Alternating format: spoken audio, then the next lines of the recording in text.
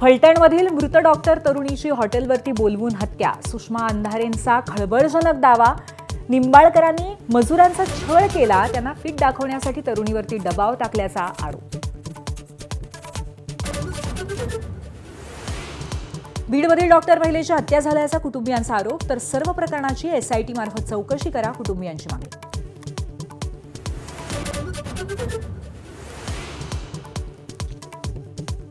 पुण्यातल्या जैन बोर्डिंगचा व्यवहार अखेर गोखले बिल्डरकडनं रद्द.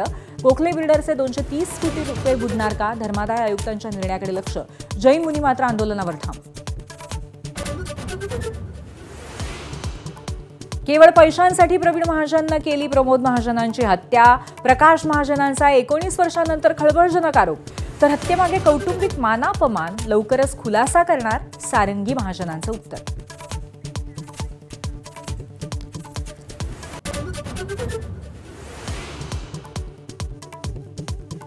प्रमोदजी घर सांभाळू शकले नाहीत, त्यांनी देश कसा सांभाळला असता? प्रवीण महाजनांच्या पत्नी सारंगी महाजन यांची खरमरीत टीका. निर्धार मेळाव्यातनं उद्धव ठाकरेंकडनं अमित शहांचा अॅनाकोंडा असा उल्लेख. मोदी शहांचा मुंबई गिळण्याचा प्लॅन. ठाकरेंचा हल्लाबोल.